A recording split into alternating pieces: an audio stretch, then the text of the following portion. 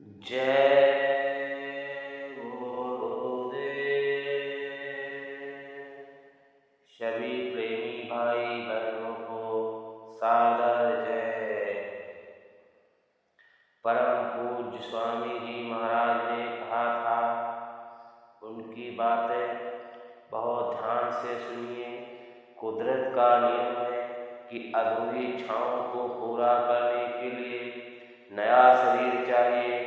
कोई ऐसा होगा जो अंत समय में या इच्छा करता होगा कि परमात्मा की प्राप्ति होगी।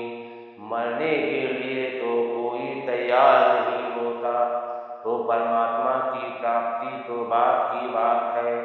बूढ़े इंसान को भी अंतर में जीने की लालसा बनी रहती है। जब तक सांसों की पूंजी खत्म होती है, तब यमदूत जबरदस्ती जीवात्मा को शरीर के बाहर निकालते हैं। फिर तो उसके साथ कैदियों की तरह व्यवहार किया जाता है। जो साधना करते हैं और जिनकी जीवात्मा की आँख यानी तीसरी आँख खुली होती है, वो सब इन दृश्यों को देखते हैं।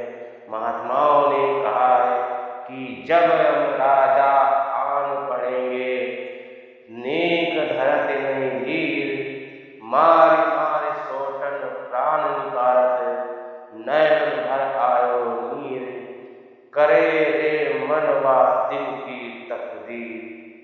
इसलिए आप महापुरुषों के वचनों को बराबर सुनिए, बराबर ध्यान में रखिए। उनकी बातों को याद करते हुए ये मानना चाहिए कि मरना है, ये तय है, ये सत्य है, ये असत्य नहीं हो सकता। इसलिए साधना के द्वारा पहले ही शरीर से अलग हो जाइए। इसी को जीते जी मरना कहते हैं। संतों की साधना के द्वारा ये संभव है। मीराबाई ने कहा है कि हमको रैदास जी गुरु मिले, उन्होंने हमको रास्ता बताया। जब मैंने साधना की तो मेरी जीवात्मा शरीर से निकलकर आसमानों में उड़ने लगी, आसमानों की सैर करने लगी। मीरा मन मानी सूरत सैर आसमानी। जो आपको रास्ता मिला है उसके अनुसार भजन करिए, अपने आप को पहचानिए कि आप कौन हैं। फिर परमात्मा को पहचान लेंगे। जब आप परमात्मा को पहचान लेंगे तो आपको इस माया रूपी संसार से आप मुक्त हो जाएंगे। आप भजन करिए, काम और बच्चों की सेवा के बाद भजन करिए। आप सभी लोग अपने अपने वर्ग, जातियों, संप्रदायों की मान्यताओं में रहकर खेती, दुकान, दफ्तर का जो भी कार्य पेट पालन या जात पोषण के लिए करते हैं और उन्हें मेहनत, ईमानदारी और सच्चाई व कर्तव्य निष्ठा के साथ पूरा करें। घर में बाल बच्चों की सेवा करें।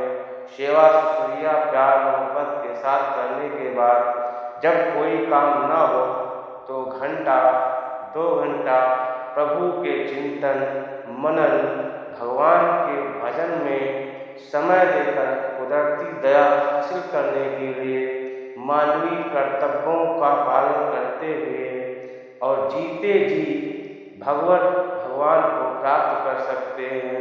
ये परम पूज्य स्वामी जी महाराज का सत्य कथन है। जय